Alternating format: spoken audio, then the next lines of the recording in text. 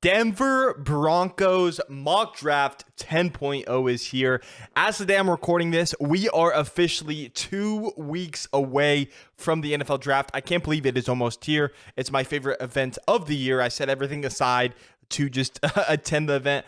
I will be streaming this event again here on my YouTube channel. I'll probably set up the stream soon, but last year we streamed day 1, day 2, and day 3. We are going to be doing that again here on the channel, so look forward to that. But yeah, right now it is mock draft 10.0 for the Broncos, and there are a couple changes. There are a few players that are the same as previous because, quite frankly, there's players that are my guys and players that I want the Broncos to draft. And I feel like the Broncos very well could draft. So that's why they're in here. But I do want to give some variety to the picks, because if I just have the same picks over and over, it just gets boring. And really, what's the point of updating it if I'm not going to change it at least a little bit? So we're going to be going over that and more. And as well, I'm going to start releasing my just rankings in general, my top 10 quarterbacks, top 10 running backs here very soon, as we're 2 weeks away. So probably expect an upload every day on that. So yeah, I'm very, very excited for that. I'm getting set for the draft. I'm working on finishing up a majority of my college projects as I'm a college senior. So yeah, we're going to be trying to pump out content for the draft. And as always, make sure you tackle that subscribe button, as we're trying to get 500 subscribers by the time the NFL draft gets here. Currently, we are 21 away. So if you could help me reach the goal, that would mean the absolute world to me. And of course, with that being said, as always, I do got to remind you that Jesus is King. I pray that you give your life to him. He's got a plan and a purpose for you.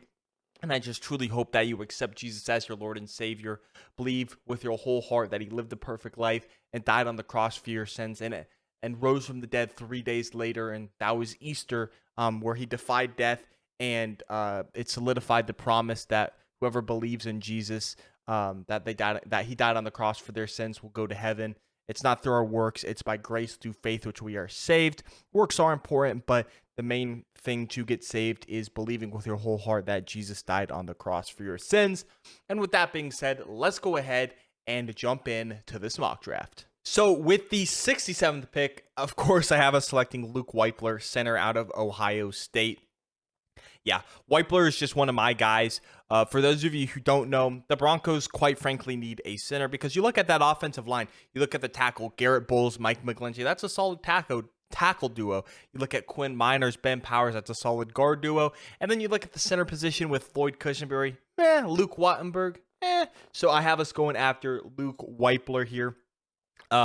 Now we could go after one of the many centers, maybe go after John Michael Schmitz, although I think he's going to be a second round pick personally. You could go after Joe Tippmann. You could go after Olusegun Oluwatimi. You could go after Ricky Stromberg. But at this position, I think Luke Wypler is the best center for the Broncos to draft. Now, he is a pure center, and he lacks that versatility to really swing out to guard or tackle. So he's going to have to play center. And he'll provide competition for Lloyd Cushenberry. I saw a comment on my last mock draft that said, if you draft Luke Wypler in the 3rd round, you're going to start him no matter what. That's not necessarily true. We see quarterbacks that go 1st overall. Sometimes they sit behind a veteran. So you don't necessarily start someone if they earn the job in camp. So if Luke Wypler beats out Lloyd Cushenberry, absolutely he should start. But just because of where he's drafted, he shouldn't start. At least that's just my view on it. He's a strong pass blocker, needs to work on the run blocking, especially I think the Broncos are going to be a run-heavy team this year. So he does need to work on that. And I also feel like he's a sneaky athlete. People don't talk about how athletic Luke Wypler is. He showed that at the Combine. He is an athletic center, and I feel like that's just something that a lot of people aren't talking about. Broncos fans, just people who do mock drafts in general. I think Luke Wypler is very sneaky athletic. And then, of course, he is 6'3", 300 pounds, in case you were interested in his measurements as a center. So he's not going to be super tall because, of course, Russell Wilson, I think he's like, 5'10", 5'11". So he's still going to have to be able to look over it, he's not huge, but he is fairly tall. Next, with the 68th overall pick, I actually have us trading with Seattle. Now, No, this doesn't necessarily have to be Seattle. I'm just right now I'm proving the point that Denver most likely will trade down. And what I have is I have the Broncos receiving Seattle's third round pick this year, 83rd overall, a fifth round pick this year, 151st overall, and then probably a few more, maybe a pick or two, a later pick for next year's draft, like a sixth or a seventh round pick for the future. Draft next year in 2024. And then I have Seattle receiving the 68th overall pick. Just, I feel like Denver is going to trade down. And with your back-to-back picks, 67 and 68, if you really like Luke Weipler like I do, and you think he's going to be your franchise center, take him. And then you still got the next pick to trade down with. So I have us picking up an additional fifth and moving down from 68 to 83. And with the 83rd pick, I have the Broncos selecting DeMarvion Overshown, a linebacker out of Texas. Once again, DeMarvion Overshown, he was our second pick in the last mock draft. Obviously, we didn't trade down the last one, but Overshown to me is one of my favorite prospects, and he has been for a while. Not only because, well, here's the thing. DeMarvion Overshown is a do-it-all linebacker. You see that there as the fourth point down.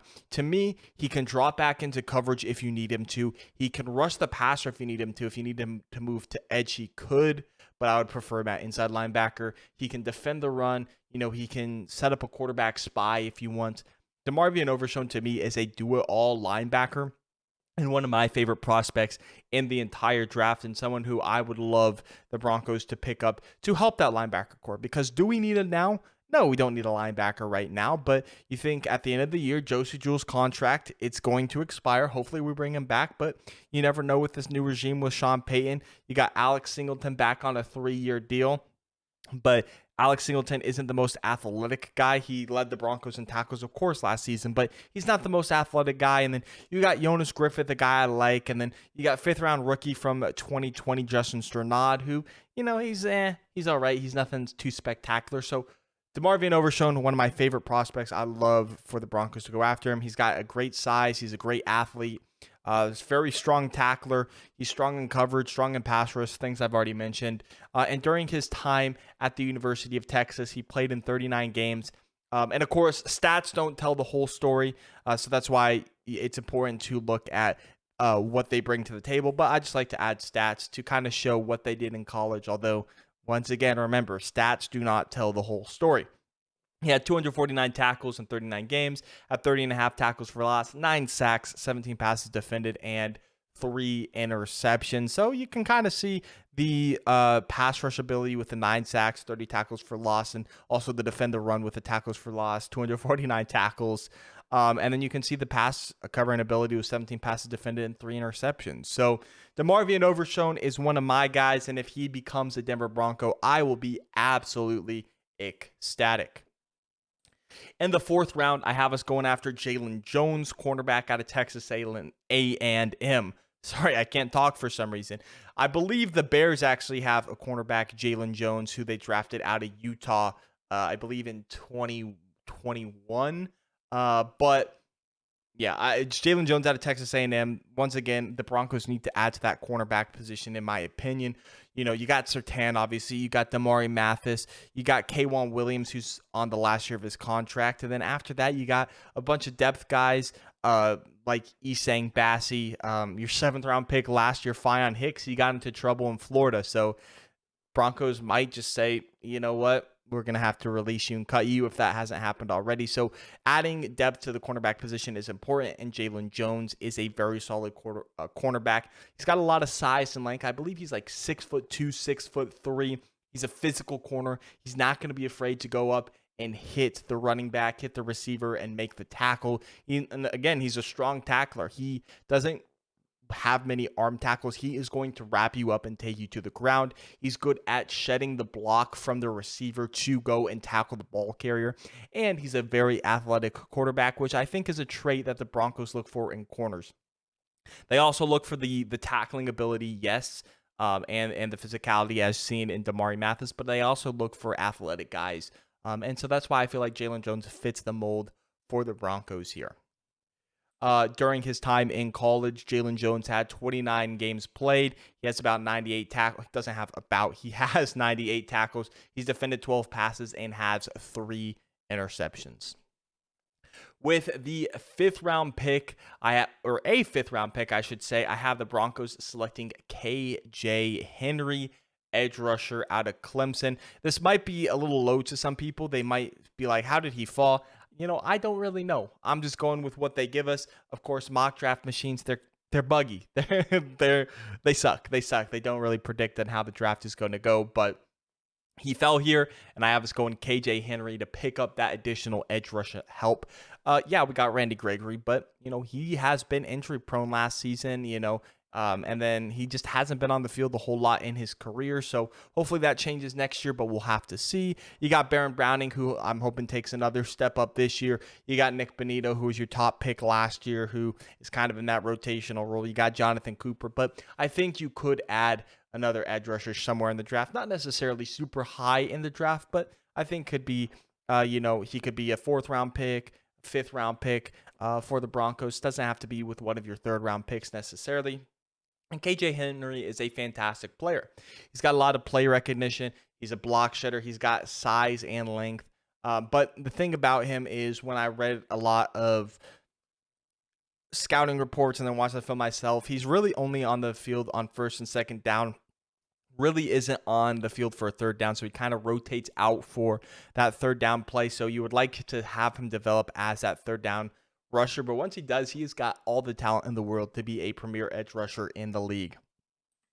During his time with the Clemson Tigers, he had 48 games played. He had 124 total tackles, 28 tackles for loss, and 13 sacks. He provided the pressure when he was on the field, but again, you would just like to see him come onto the field more and just play on the 3rd down and not be that guy who's rotated out on those crucial 3rd down pass rushing situations.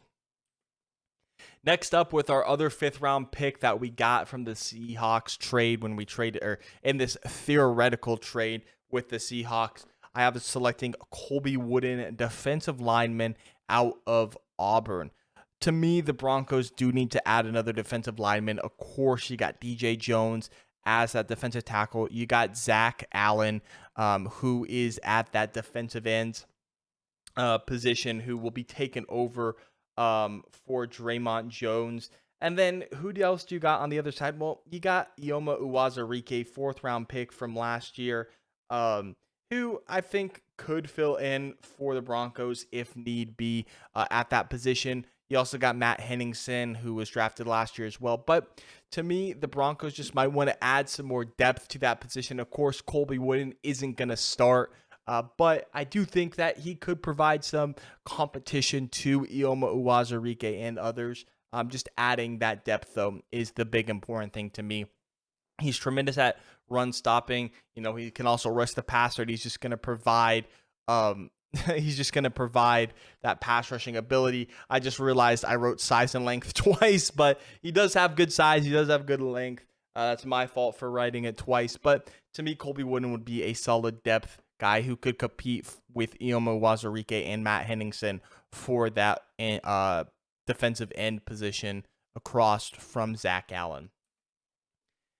In his time with Auburn, Wooden has played in 40 games, has 153 tackles, 29.5 tackles for loss, and 14 sacks. And finally, in the 6th round pick, 195, I have us selecting Keaton Mitchell, running back out of East Carolina.